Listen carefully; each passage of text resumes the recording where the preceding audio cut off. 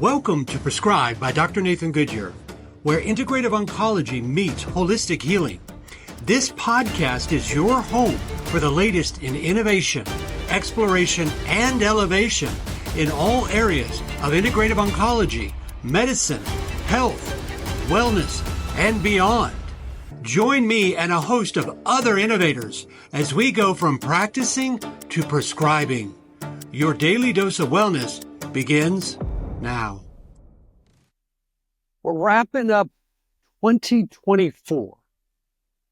Been a big year for me and my team, my family. I hope it's been a big year and a great year for you. But when we wrap up a year, it gives us the opportunity to start something new.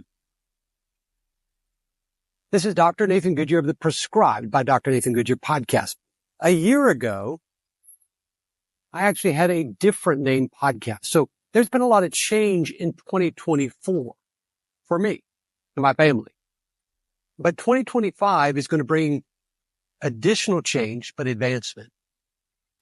And there's a phrase that's in everybody's mind this year, this time of year, going out of the old year and into the new year, that tends to dominate on people's mind. How can I be healthy again? How can I be healthier? How can I lose weight? How can I reduce the number of medications?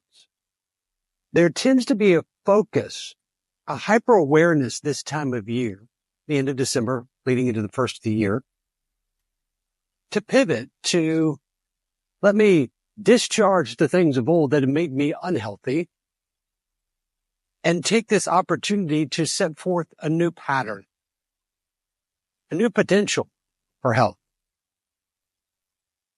Unless you've been living in a closet someplace, you're aware that we had quite the dramatic election here in the United States in November. But prior to that, there was a phrase that really caught people's, heart, people's minds. Robert F. Kennedy, make America healthy again. It became some category of Donald Trump's campaign.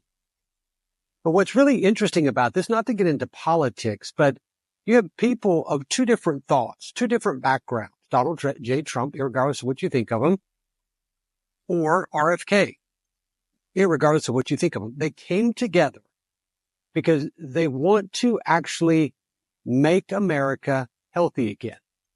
And I want to focus on the words, not on the politics, because politics is the great disruptor. That word politics, we get into ideology and people close up. People, they don't think. They stop thinking when you start thinking about politics. I look at politics as kind of the great evil, if you will, because it disrupts people's ability to think independently. But when we look at that phrase, make America healthy again, I hope people don't look at that through the prism of politics, like what they thought of make America great again. I don't know what's political about either. But make America healthy again is an apolitical statement. And so what I want to do is focus on that. And this is going to be an ongoing series about making America healthy again, making the people of America healthy again, making the individuals, the families of America healthy again. We have to present that there's a problem, and then we have to present some solutions of how to do that. And actually, we'll bring on some guests that will provide some, key aspects of how we can help you, empower you to make you and your family and your loved ones, your friends, healthy again. So what does that mean? It's really 5 words. Make America healthy again. Actually, 4 words, Make America healthy again. My notes, I had but. Make America healthy again. It's really interesting. Let's look at this word by word, because that word make, it's Old English. It means to give being to give form or character to. bring into existence, construct, be the author, to produce, prepare, arrange, like an orchestra, causation, behave, and transform. So all of those basically root word origin meanings of the word make, they imply that something is made from nothing, or something is transformed or rearranged or modified from another to produce the outcome. And the outcome, of course, is healthy.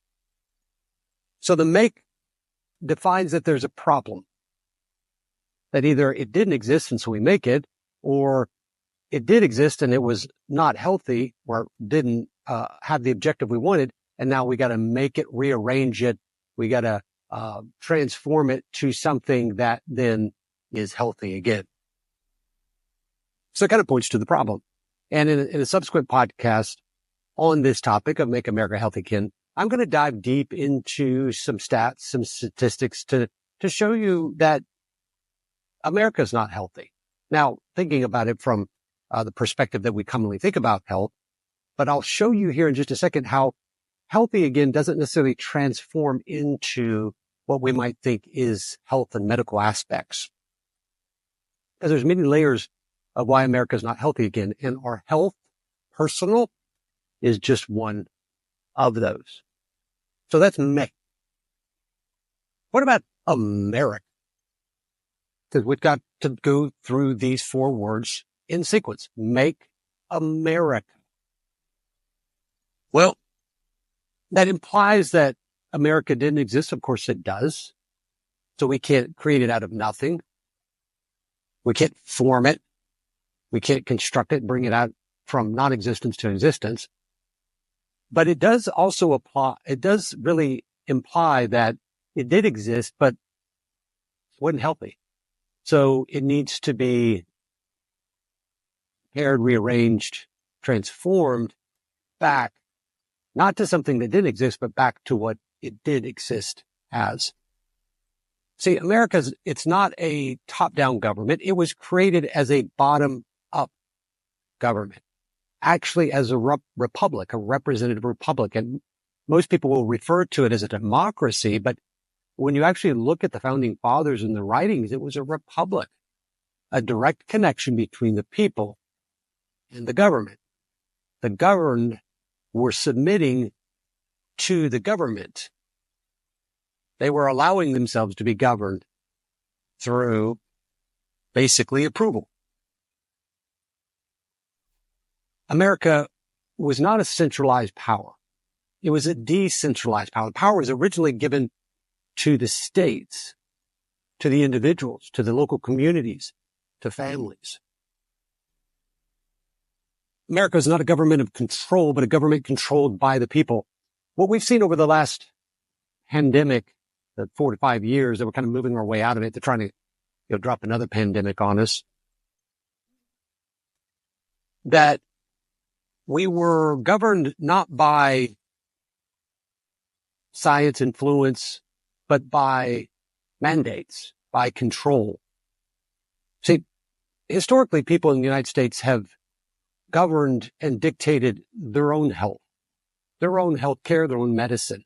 But what happened during the pandemic is that was decided for us by quote unquote experts, elites that really had no accountability.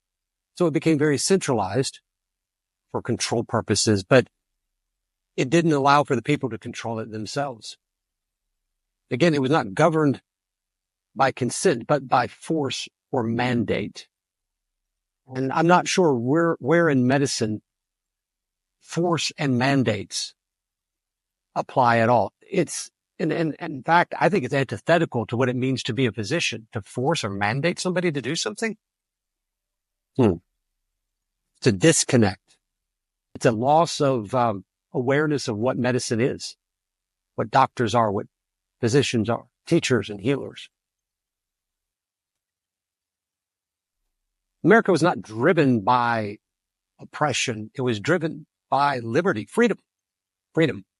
Now, an individual, but it was delivered and created by a seeking for individual liberty, for freedom. The freedom to make your own health choices, the freedom to make your own choices for your family. There are health choices, how you choose to raise up your family, how you choose to feed them and cook for them, how you choose and where you choose to go seek your medical. America was not ruled by elites in its founding. It was ruled by citizens, the people.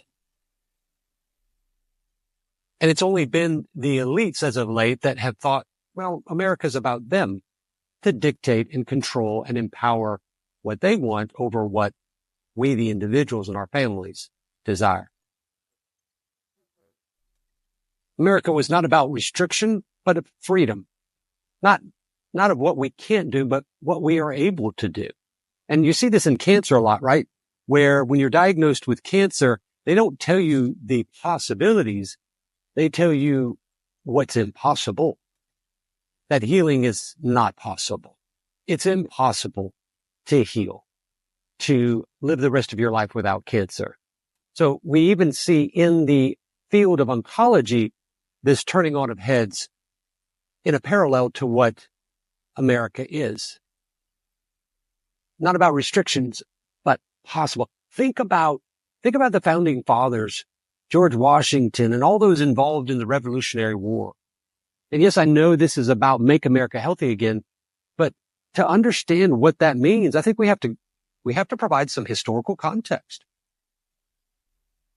What if they approached it like when they were diagnosed with cancer, like people are diagnosed with cancer today? What if they approach it that way and they go to their leader, the general, and the general says, guess what? This battle is just not going to work. You're going to lose. There's no possibility of you winning this battle or this war. The British are too great. They're too big. It's impossible. If they had taken that approach, America itself would never be here. It's about what's possible, not about what's impossible.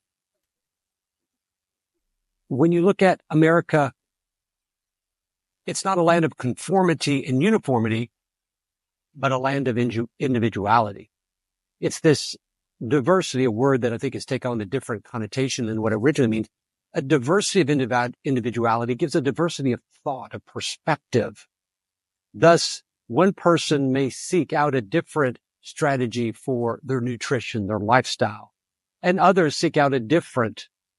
And the outcomes could be dictated by those choices, that individuality.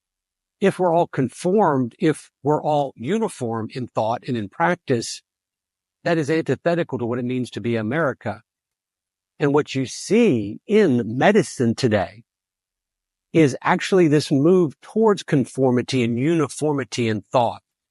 You heard it during the pandemic, the consensus. And those that were outside that conformity and uniformity were actually marginalized, sidelines, or harmed. And many of that was professionally, their livelihoods. But we are a land of individuality, and we should respect that amongst each other. America was not a power for the few. It was actually an opportunity for all. See, America is not defined by outcome. It's defined by possibilities, about opportunity. Some people achieve great opportunity and possibility, and some don't. I think a lot of it is how we limit what we can and can't do. And again, we see this in the arena of medicine and cancer. You can't do this, you can't do that. Now, that would be via edict from a doctor saying, no, you can't. You have stage 4 prostate cancer and pancreatic cancer. You can't be well again. You can't achieve remission that lasts for decades. Versus just somebody limits themselves saying, I can't, versus mandates and uniformity and conformity of thought. So wherever that force comes from, the ability to achieve something, the opportunity, the possibility, it does exist in us all. But in medicine, we've done a lot to restrict that. We've become, that is America, it's become a land of groupthink, particularly here related to medicine and talking about health. Not a critical thing.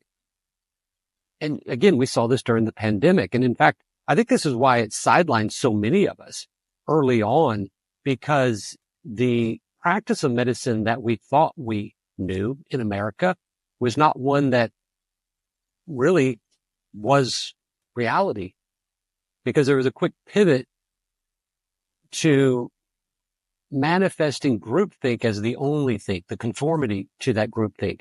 And those that were outside of that, that provided any critical think outside of that uniformity and conformity, was set out for destruction, personal, career-wise. I've talked about this before, and you can check out an interview I did with Dr. Pierre Corey. I've talked with Paul Merrick in the past, many others that have simply provided a critical question to the quote-unquote standard accepted care, the conformity, uniformity of groupthink, and they were sought out for destruction. America was built on that critical thinking. Medicine is built on that critical thinking, because if we lose the ability to ask a question, to look at a problem, a pandemic, a virus, or cancer for that matter, or any disease for that matter, and not be able to critically analyze the science, to ask questions, show a curiosity of mind, but yet we're required to conform to an accepted standard of thought, of care that, by the way, I didn't vote for, that was decided for me as a doctor, or decided for you as a patient, and me as well, because at the end of the day, I'm a patient, I'm a father, I'm a husband. Didn't vote for it, didn't decide on it. And what it becomes, that is medicine, it becomes a medicine practice on protocols, what I call protocolology. It's simply treating everybody the same and no thinking allowed.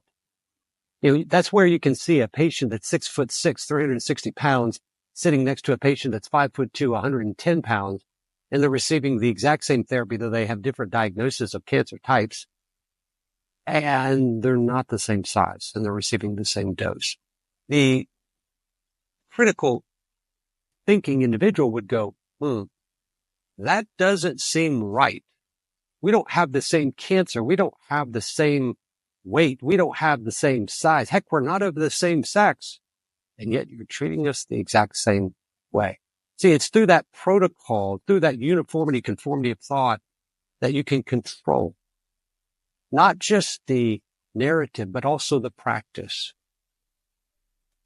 But medicine, America, it's one of critical think. As I said, it's not a power for the few, it's an opportunity for all. For all. Doesn't matter the stage of cancer you come in. Doesn't matter how bad the diabetes is, how bad the cardiovascular disease, how many cabbages you've had, how many heart attacks or strokes you've had. There's opportunity to heal. Now, it does not mean that, if you have stage 4 cancer, you've gone through 18 months of chemotherapy, you've had 4 heart attacks, that opportunity is great. There's challenges, right? That's the reality of this thing called life. But it's not just for the few. It's not just for those who get on TV and say what you can and can't do. It's not just for the elites. It's not just for the experts. It's not a top down, but America is built on a bottom up power. It's the people. It's their opportunity that drives America. America's not built on fear. Now, look at medicine today, because this is about health. America seems to be built on fear. The pandemic was driven by fear. What does fear do? Fear controls. It's easily to push people into uniformity and conformity. It's easy to tell people what they can't do when they're afraid. They freeze. They don't think. They don't critically think. And it's easy to force them into protocols. But what we saw during that pandemic of fear is we saw a lot of people that showed courage. Doctors I remember early on in the pandemic, I was like, I was numb. Of course, I was taking patients with cancer, but I was just numb because I couldn't believe what I was seeing as a doctor. And I've had so many patients ask me, family members ask me, why don't doctors speak out? Why don't doctors say something? What was the destruction? It was the fear that few doctors said anything. But there were those few rare doctors that stood up, that spoke loudly, spoke bravely, without all the data, without all the information. But they were able to connect dots that few would even think or look to try and connect because they could not step out of the conformity, uniformity of thought that America has become. And they showed courage. And I've already mentioned too, Pierre Corey and Paul Merrick, dear friends of mine, Peter McCullough, so many others. And I don't want to try to go through all the names because I would leave out those that have done so much. They showed courage. And courage begets courage. Look at our founding fathers. They showed courage when what seemed to be impossible was all they faced. But they showed courage and they turned that impossible to possible. Not likely, possible. And they took it step by step, day by day. That's what I tell people with cancer is like, when you're looking at stage 4 cancer, you can't look at it and say, I'm going to climb Mount Everest today. No. You must take it step by step, day by day, because you will be overwhelmed by that climb. And you will look at the possible and declare it impossible. Now, sadly, in medicine, we do a lot in America to take the possible and make it impossible. I believe that we as physicians, if there was actually a double-blinded randomized placebo-controlled trial that actually looked at a large sample of patients and looked at their time of death and looked back at how many months they were told they were, had available to live to them. You have 3 months to live. You have 6 months to live. I would guarantee you that there's probably a statistically significant number of patients that fall right within the plus or minus of a week or so of that time frame that's given to them by their doctor when they're diagnosed with cancer. They're not being told what's possible. They're being told it's impossible. And in fact, your outcome is predetermined and I'm determining it for you. Yes, it's based on research, but who's to say that that research is not exactly applicable to that individual, not to the uniformity of the masses? See, I guess when I went to medical school, I fell asleep or missed the lecture, which I didn't on either front. I sat down front. Again, first 2 years, I sat right next to Dr. Jason Williams. I don't remember the lecture of how we play God with a little g and tell people, here's how many hairs you have on your head. Here's the number of sand pebbles on the beach. Here's how many days, hours, years, months you have left in your life. Don't remember that. Now, I understand there's an obligation to help people understand the challenges facing them, but I think most people, when they're diagnosed with stage 4 cancer, whatever the name of it is, or they have a heart attack or they have a stroke, I think they're aware of the challenges that are ahead of them. They may not know all the details. That's part of what we as physicians and in the medical field are required to do, is walk them through those. But our job is not to double down and take away any courage from them. America was not built on fear. It was built on hope. That word is really interesting. So look at the pandemic, 2019, 2020, 2021 into 22. Was it hope or was it fear? Oh, it was all fear. And it was because that fear paralyzed people. And it still paralyzes them today. You can see it. The word hope is an interesting word. I've actually had a conversation with an oncologist that said, you can't give patients with stage 4 cancer hope. It's like, okay, do you know what that word means? It's like, well, hope means that you're going to heal them. that's not what it means when you're looking at cancer. Hope, the word, literally means confidence in and for the future. Doesn't mean what that future looks like, the outcome looks like. It just means that there's a future and there's a hope and that it exists tomorrow. It's the job of the doctor. It's the job of the healthcare practitioners, the job of medicine to determine, help to bring about, to create, to transform what that outcome looks like. So hope doesn't provide a determination of outcome. It's just that it's there. Tomorrow is there. The job of a practitioner is to make what there is there, if you will, tomorrow, something that's worth living for. That's, what we need today is we need doctors that, in America, we need doctors that teach people to think big, to think what's possible, to create possible where impossible is said to only exist. And that's what we need in America again. So when you look at medicine and where medicine is, and when you look at America and where America is, you cannot deny the parallels. Make America healthy again is parallel to make America great again.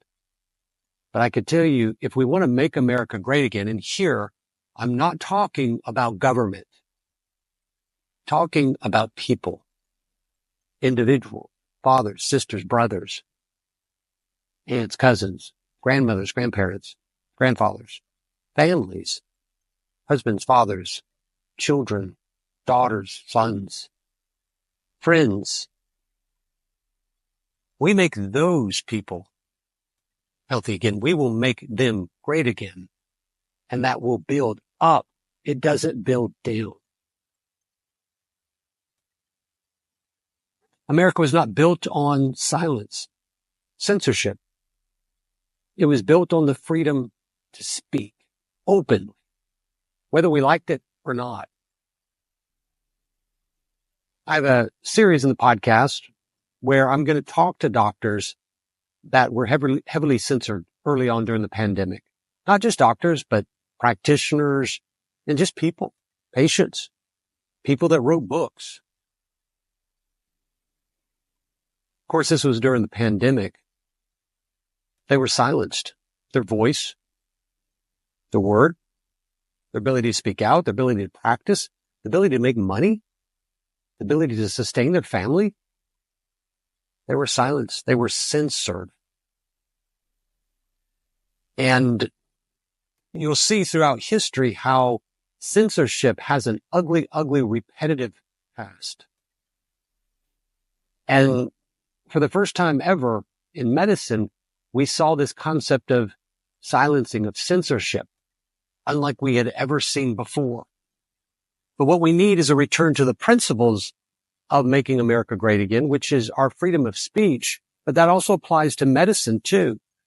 Even if that freedom of speech, of thought, is counter to the narrative of the accepted standard of care. I mean, who develops the standard of care? I was actually told one time that the accepted standard of care is what everybody else is doing. And this individual I was talking to, I said, well, that's an interesting definition. You know me, I like words. I said, because if everybody else is doing something that's wrong, because everybody's doing it, that makes it right. So if the standard of care treatment, what everybody's doing for a headache is to hit your head upside the wall 3 times, and then you say, well, how about I just give you some ibuprofen and have you hydrate? Well, you would be the alternative there. You would be outside the standard of care, the narrative. But because the definition was this, what everybody else is doing, because it's accepted as a standard of care, you would be censored. You would be silenced, as we saw during the pandemic. But we need to have that freedom to speak out. I believe just as there's a Bill of Rights for all of us Americans, there should be a Bill of Rights for patients. And that same model, a Bill of Rights for doctors, And I think that would self-empower doctors and patients and restore the patient-doctor relationship.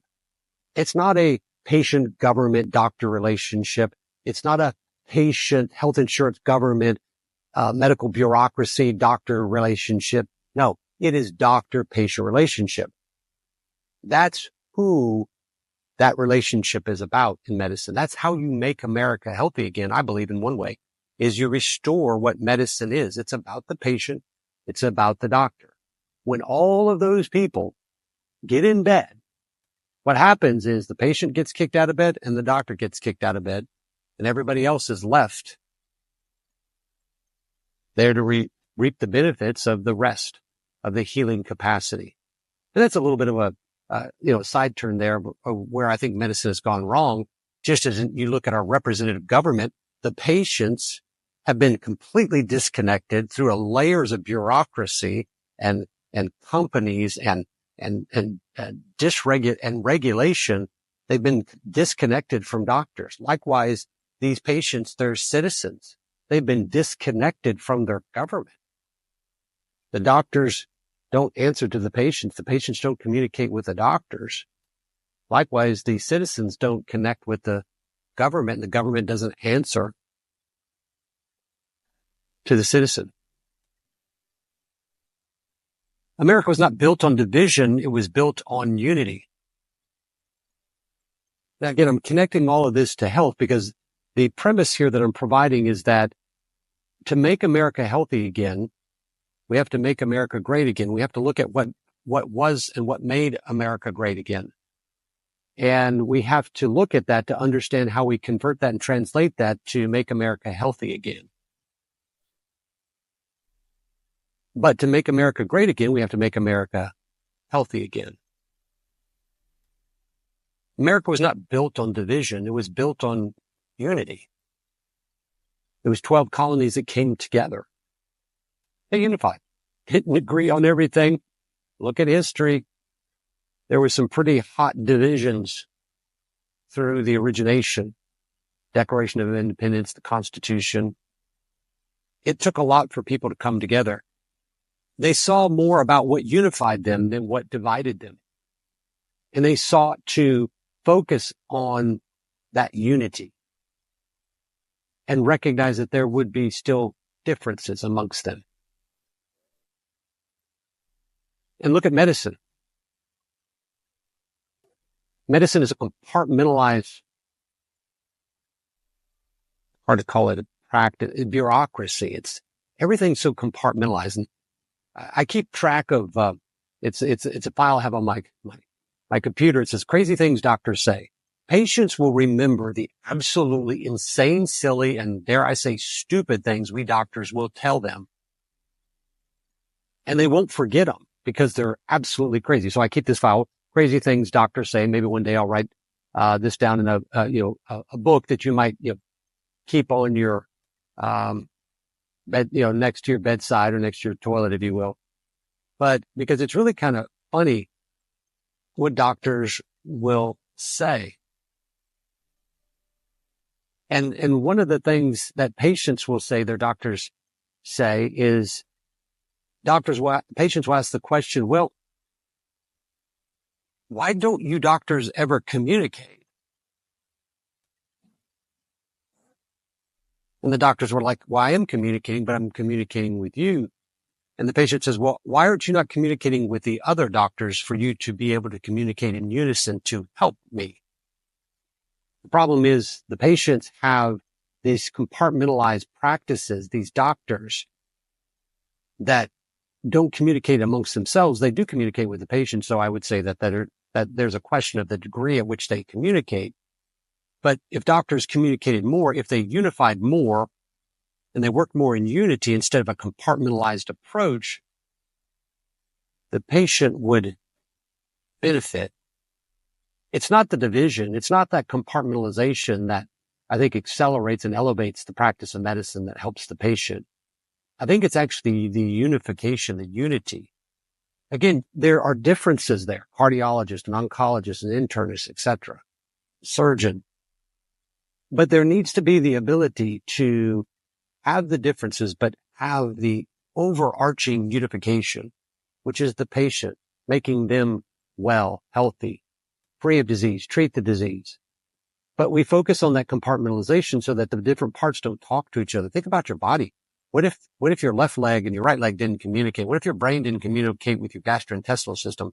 What if your hypothalamus didn't communicate with your pituitary, didn't communicate with your adrenals, your ovaries, your testicles? They're all different, but they unify together for a common purpose, and that's the health of the individual. And medicine needs to return to a holistic perspective rather than the compartmentalization, which that holistic perspective is that the individual parts only work together for the benefit of the sum of the whole. The whole. It was built on unity, not division. Medicine needs to be built on unity again. A little bit of a difference here, but, America was not built on limitations because, goodness gracious, if you look at the founding fathers, there was limitations. It was built on the focus on the possibilities. Again, it kind of ties into the hope perspective, but we've got to get back to a medical perspective, a health perspective, but an America perspective. That is the possible. What's possible? Think about it. If you look back during, the initial NASA movement to get us to the moon, what if they had focused on the limitations and had never thought or considered the possibilities? The ability to be on the moon would never be possible. Or take it from a medical perspective, the ability to do open heart surgery, to treat cancer, to treat a broken hip. That only comes from that critical thinking, that focus on possible, not the limitations, not the control of thought, not the uniformity, conformity of thought, but the individual critical thinking of what's possible. It brings innovation. See, America was not built on stagnation. It was built on innovation. I believe this comes into the concept of control. Stagnation, so fear. Stagnation, control. Fear, control. Stagnation, controls. There's no growth. There's no power to the individual.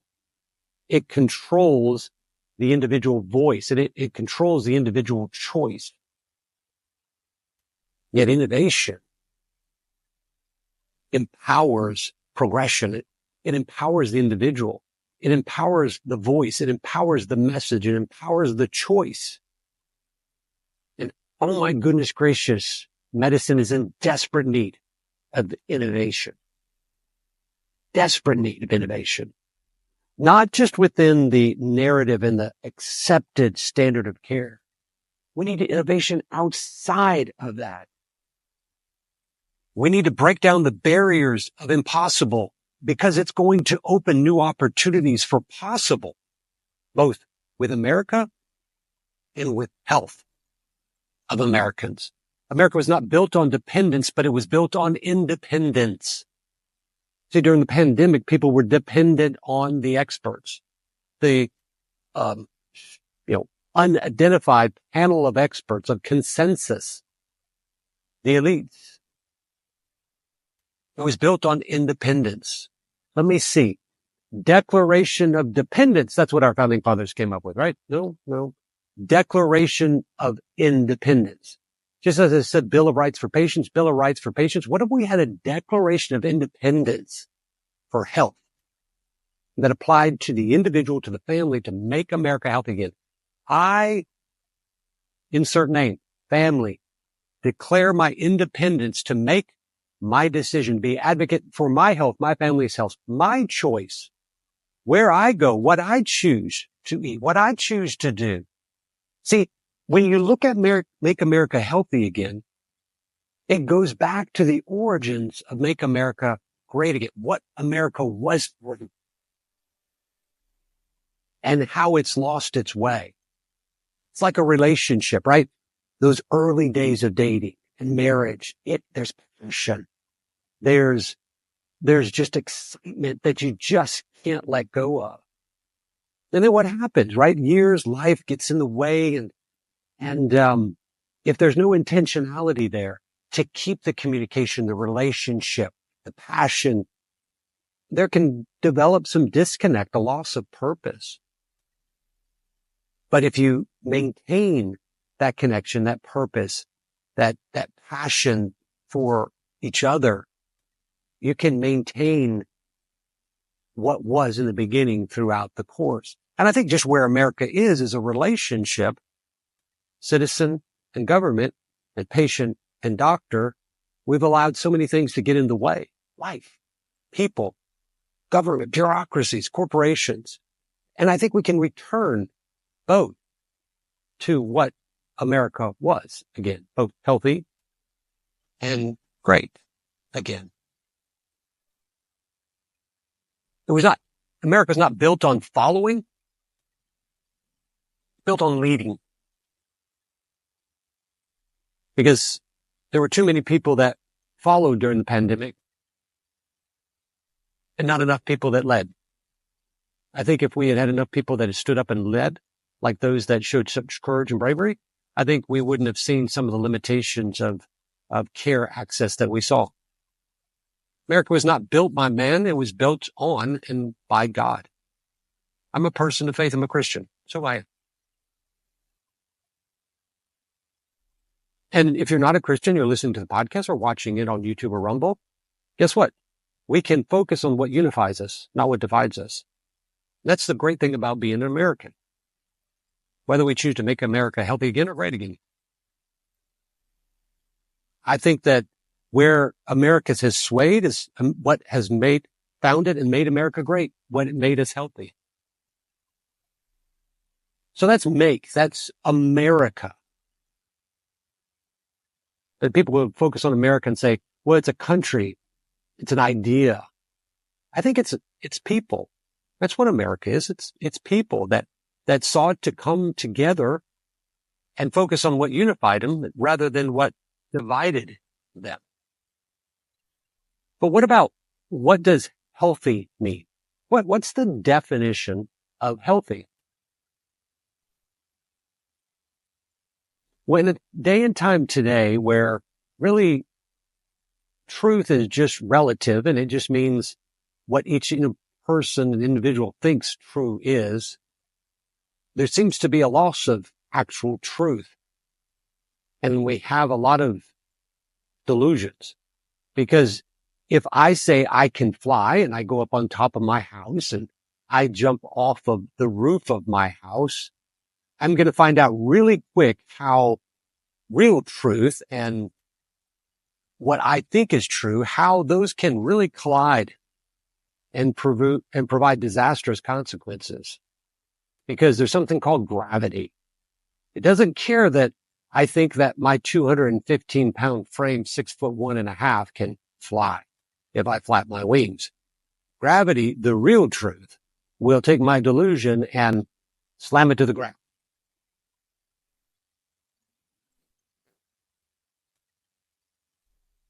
That word healthy is conformed and made up of several parts to the word.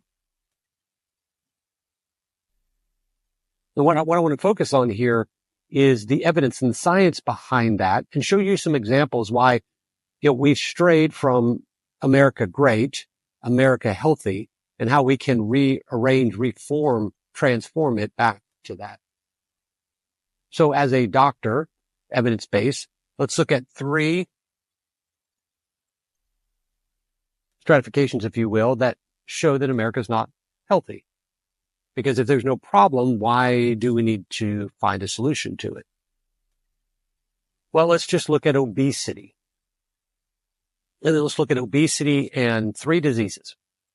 Remember that word disease, dis-ease, 2 words, literally means the lack of wellness. That's what it means. So what about obesity and cardiovascular disease? Well, according to CDC data published in Journal Circulation, which check out the show notes, you'll find the references there. When they looked at a public health data collection of U.S. Centers for Disease Control and Prevention's wide-ranging online data for epidemiologic research, they call it CDC Wonder. I don't know who comes up with these names. I know they should be tarred and feathered, but it was just an assessment of database to look at ischemic heart disease from the years 1999 to 2020. So roughly 20 years. And they documented a 5.03% annual increase in obesity-related disease deaths. So, association. correlation, doesn't equate to cause and effect. But what we can see here is that we've seen an increase in obesity and we've seen an associated increase in ischemic heart disease. Now, people will use as a mantra, it doesn't prove cause and effect. It doesn't prove cause and effect. But how many times do associations need to be shown? How many dots need to be found and then connected before eventually somebody says, yeah, there's a connection there? Maybe not directly cause and effect, but the multitude of those points do associate to cause the effect. And clearly, when you look at obesity, the evidence is overwhelming. It increases significantly here, 5% per year, the increased risk of heart-related disease deaths. Now, it's not fat shaming. That's not calling out attention to people that are overweight, obese, whether that's mild, moderate, or severe. It's simply following the evidence and showing that there's an association between obesity and cardiovascular disease. So both of those, obesity and cardiovascular disease, are components why America is not healthy again. Period. From the same time frame from 1999 to 2020, heart disease deaths related to obesity increased by 180%. Again, this is not focusing on people's weight. It's simply focusing on what is associated and correlates with disease, the lack of wellness. We can say that being 350 pounds, or the example I said, 6'6" and 360 pounds, we can say that that obese individual is healthy, but that's no different than me getting on the top of my roof and flapping my wings and say, I'm going to fly as I crash into the ground, because gravity proves the real truth and my delusion. And here the evidence is showing that, hey, if we want to focus on making America healthy again, one aspect of that is cardiovascular disease. And how we do that is we focus on obesity, not to criticize, not to tell people what to do, but to empower them, to enable them to make the choice themselves if they so choose. Second is obesity and type 2 diabetes. They're really kind of one and the same. You take a left step, you take a right step. When you look at obesity, there is a direct correlation with type 2 diabetes. Now, this is the diabetes that develops later in life with systemic inflammation, insulin resistance, and many other things that coalesce to form that elevated sugar because insulin doesn't work right and the pancreas is overwhelmed. And eventually these people can actually become insulin requiring diabetics because the insulin the beta cells, the beta islet cells of the pancreas just give out and they don't produce enough insulin because they're so taxed. But there's a direct correlation between obesity and type 2 diabetes. Now we know it's much beyond just sugar. We know it's much just beyond obesity and weight. We know chronic inflammation, dysbiosis of the gut microbiome, so many different aspects, toxicants in the environment play a role in this, but there's an association because when we look at disease, we always look for that magic bullet. Paul Urich talked about that magic bullet. And the first magic bullet was chemotherapy, the treatment of disease with one chemical. That's what chemotherapy actually originally meant, according to Paul Urich. And that brought forth the idea of the magic bullet. One disease, one treatment. One disease, one causation. That's been disproven so many times, yet we continue to fall into that trap here. We must understand that disease is multivariable, has multiple things that work together, that associate together to cause the effect. And here, obesity is one that causes type 2 diabetes. Now, it's a very correlated, very close association. But then, of course, at the Williams Cancer Institute, what I do is I focus on cancer, which I believe is one of the greatest tragedies and demics, if you will, pandemic, epidemic, whatever, endemic, as it relates to local communities, country, and global. So let me give you this quote from a 2019 journal called Metabolism. Quote, worldwide, the burden of cancer attributable to obesity, expressed as population attributable fraction, is 11.9% in men and 13.1% in women. So what they're doing is they're showing the percentage of cancer being directly attributable to obesity. Now, check out the show notes for the study there so you can read that yourself. There was a study that was published in the Lancet in 2019 called the Prospective Urban Rural Epidemiology Study. And I've talked about this many times because what they did is they looked at different countries, high income, middle income, and low income countries. And they were looking through an epidemiologic perspective, what was the cause of death and mortality, mortality, that is, of adults. And they actually found in the high income countries that cardiovascular disease, which everybody thinks is number one, was actually supplanted by cancer as the number one cause of mortality in adults, not just by a little bit, but at a rate of 2.5% or 2.5 times to 1. Crazy. But most don't understand the connection between the high income, middle income, low income. When we look at the high income, we're looking at more of the Western culture, the American culture, the American diet, the American lifestyle, the associated obesity. So what you saw there in that group in the high income countries is more of that lifestyle that promotes more of that obesity, which promotes more of that cancer. Where that didn't exist, that association, that correlation was lost.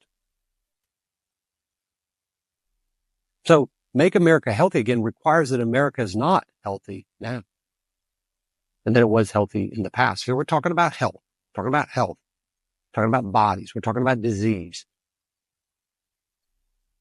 Now, there were different diseases during the early parts of America, infectious disease that really dominated earlier mortality. Yes, longevity and lifespan have improved, but we're actually seeing that now dipped. We've seen the quality of life drop. We've seen lifespan here in the United States drop. Not tremendously, but enough that it's alarming. So America is moving away from its healthy foundation, and we need to return back to that. So when we look at Make America Healthy, it's an adjective from the 1550s, being in sound state or conducive to health. The noun, Old English, means wholeness, being whole or well or to heal. See how these words work together? I talk about focusing on the whole, not the compartments, and really ties into what it means to be health. Very interesting 19th century American author by the name of Eliza Leslie. She was referred to as Miss Leslie. She said this, famous quote attributed to her: "It is wrong to say that certain articles of food are healthy or unhealthy. Wholesome or unwholesome are the right words." So in contrast to health being whole, well, or heal, what does unhealthy mean? Because if we prove a positive, what's the negative mean? Well, in the 1590s, the adjective means injurious to health, injury to health. Middle English, and that translates to disease. So if you're unhealthy, then you're setting the foundation for disease. You're injuring the body. That can be intentional or unintentional, but that correlation, that step, that sequence, that's clearly there. So health means whole. It's a noun. Uninjured. Holy. Sacred. These are some of the root origins of the word. And I love this. To heal. And the word physician in Hebrew, word raphe, literally could mean to heal. So as a physician, our job is to heal, and it's to make them whole. Make America healthy. Make America whole. Make America well.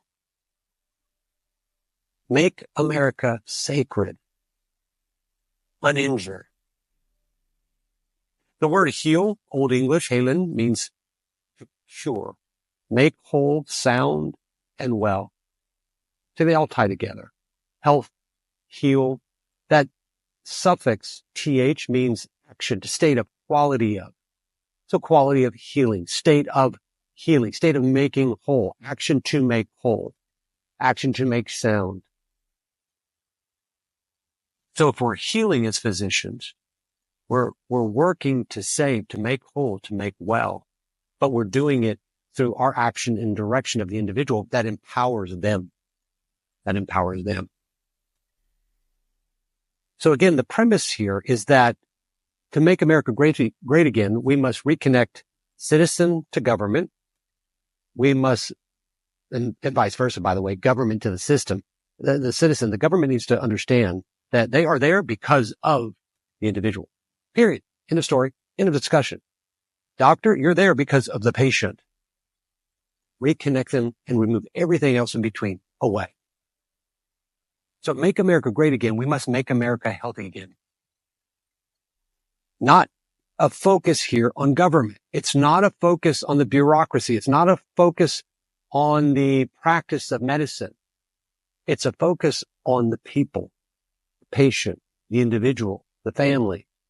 If we make them healthy again, we will make America healthy again. But we can't make America healthy unless we focus on the individual. It's that founding principle.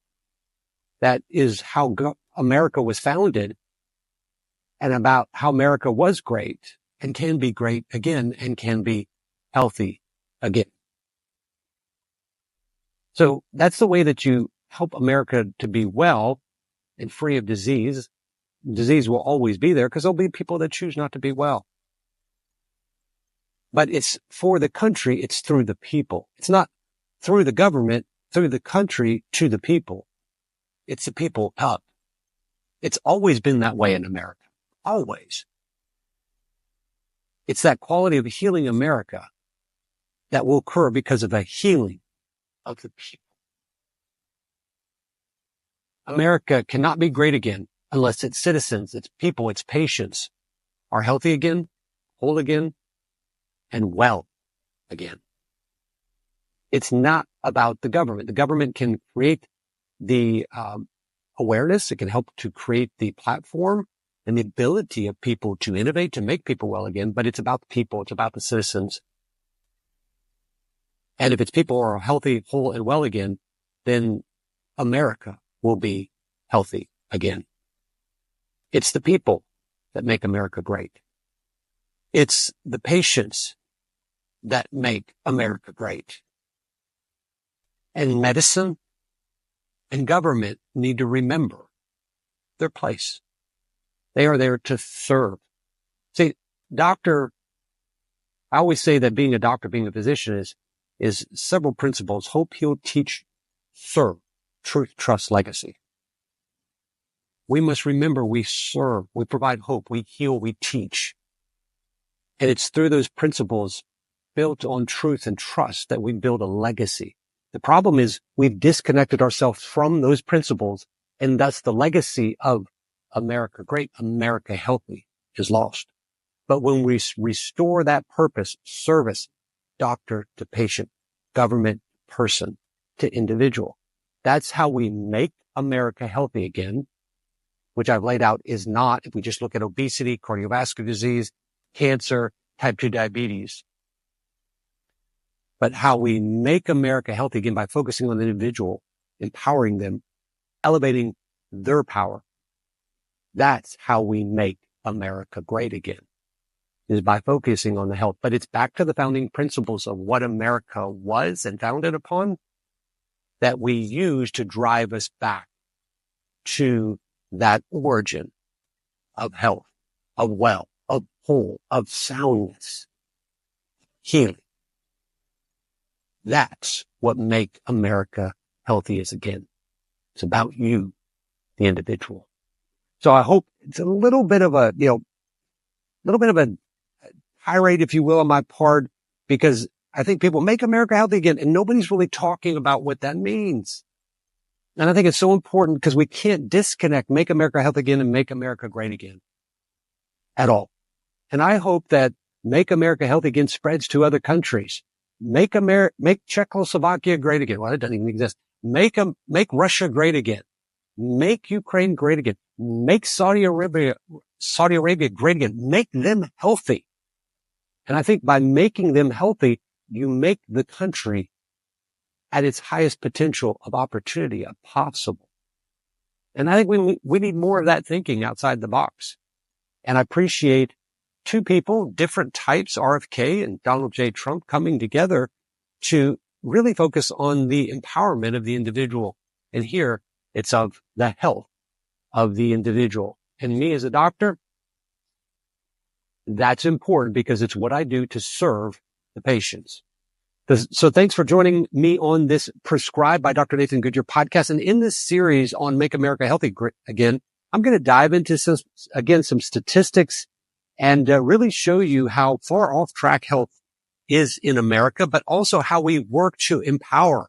Some of these I'll touch on in the future. That's the Bill of Rights, I think, for the patients, a Bill of Rights for the doctor, and maybe even a Declaration of Independence. Not just the what's the problem or where's the problem, but some actual solutions. And I'll bring guests on that will allow us to think outside the box and maybe find some solutions that we're not aware of.